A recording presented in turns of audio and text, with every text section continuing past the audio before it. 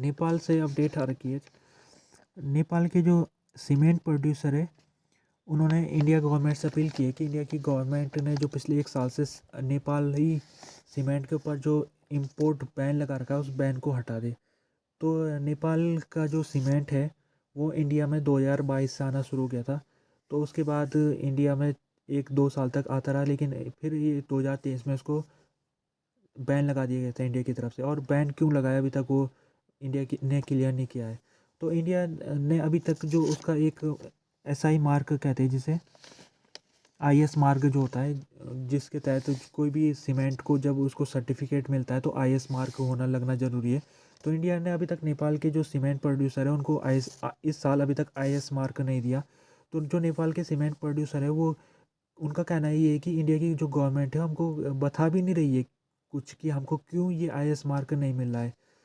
तो इंडिया की जो सरकार है उसने उसने जो सीमेंट है तो नेपाल से लगभग 30 से 35 करोड़ रुपए का जो सीमेंट का नेपाल से आता था इंडिया की तरफ। तो 2023 के जनवरी में ये बैन लग गया था। और बैन लगने के बाद जो नेपाली सीमेंट प्रोड्यूसर है उनको नुकसान अब सहना पड़ रहा है। और उनका कहना है कि हमारी जो फैक्ट्री है सीमेंट फैक्ट्री, अब उसको कई फैक्ट्री बंद हो गई है पिछले 1 साल में। और नेपाल के जो सीमेंट प्रोड्यूसर है वो ये भी कह रहे हैं कि जो हमारा प्रोडक्ट है वो बहुत अच्छी क्वालिटी का है। ऐसा नहीं है कि हमारे सीमेंट प्रोडक्ट में कोई किसी तरीके की कमी है, बल्कि हमारा जो प्रोडक्ट है वो इंडिया की जो सीमेंट कंपनी है उससे भी अच्छा है, उससे भी बेटर क्वालिटी का प्रोडक्ट है हमारा।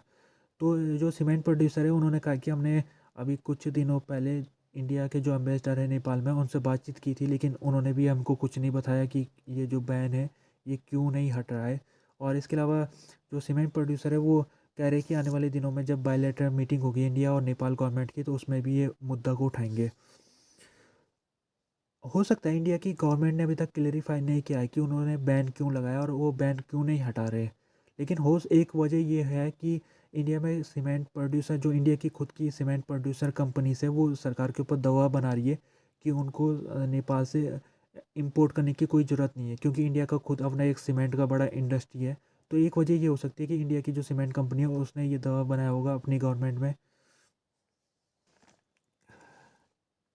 अभी जो बाल कुमारी हत्याकांड हुआ था जिसमें 2 लोगों की मौत हो गई थी, तो जिन लोगों की मौत हुई है तो उनके जो रिश्तेदार हैं उनके साथ सरकार ने डील कर दी है, जिसके तहत जो मारा गया व्यक्ति है उसके घर में एक व्यक्ति को सरकारी नौकरी मिलेगी। साथ में जो सरकार ने कंपनसेशन दिया था 10 लाख का, तो कंपनसेशन को बढ़ाया जाएगा और ज़्यादा पैसा उसके जो परिवार के लोगों को मिलेगा।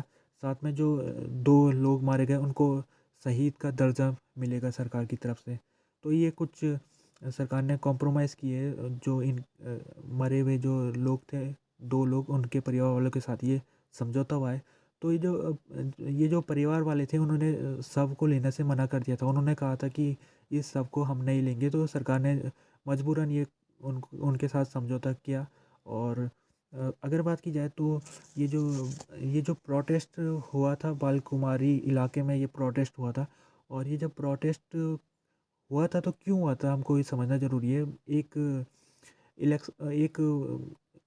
एग्ज़ामिनेशन हुआ था कुछ दिन पहले नेपाल के अंदर, और नेपाल के अंदर वो एग्ज़ामिनेशन लैंग्वेज स्किल का एग्ज़ामिनेशन था, यानी कोरियन लैंग्वेज के ऊपर वो टेस्ट था। जो पास कर गए थे उनको कोरिया में नौकरी मिल जानी थी।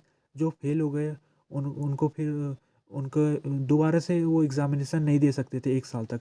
तो जो फेल हो गए थे तो उन्होंने प्रदर्शन करना शुरू कर दिया। उन्होंने कहा हमको दोबारा से इलेक्शन देना है और अभी देना है।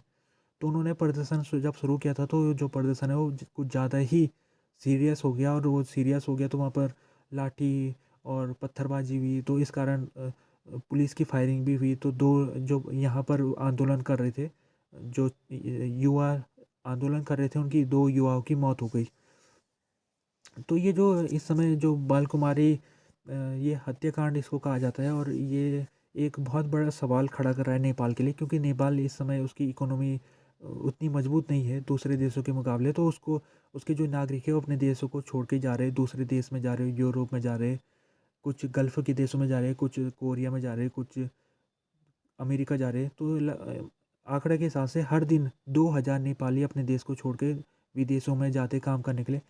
तो नेपाल की जो इकोनॉमी है वो इसी के ऊपर डिपेंडेंट है। जो बाहर के नेपाली सिटीजन है, जब वो अपने देश में पैसा भेजते हैं तो उसी से जो सरकार है उसको भी पैसा मिलता है, और जो उनके परिवारगण है, जो वर्कर्स हैं, उनके परिवारगणों को भी पैसा मिल जाता है।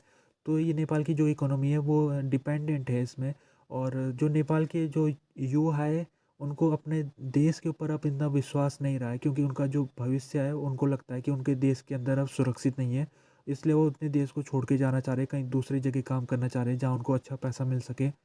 तो इस समय जो नेपाल की इंटरनल सिचुएशन है उसमें युवाओं को ज़्यादा विश्वास नहीं है, और साथ में जो उसका असर भी हमको देखने को मिला है। ये जो बाल कुमारी हत्याकांड था, जब ये हुआ तो उसके बाद पूरे नेपाल भर में विरोध प्रदर्शन शुरू हो गए।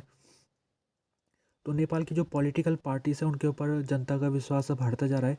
अभी कुछ दिन पहले जो नेपाल के प्राइम मिनिस्टर थे दहल, उन्होंने एक स्टेटमेंट जारी किया था जिसमें उन्होंने उन्होंने कहा था कि कुछ ऐसे लोग हैं जो मेरे सरकार के नेगेटिव बातों को ही चला रहे हैं बस, अब जो मैं कुछ अच्छे काम कर रहा हूँ उसे वो चला ही नहीं रहे।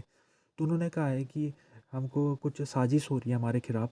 तो असल में अगर बात की जाए तो साजिश ये नहीं है, बल्कि नेपाल में इस समय सिचुएशन बुरी है। वहाँ की इकोनॉमी अगर देखा जाए तो बिज़नेस वहाँ ज़्यादा चलता नहीं है। तो अब जो नेपाल के जो नागरिक है वो कोशिश कर रहे हैं किसी तरीके से देश से बाहर निकलने की।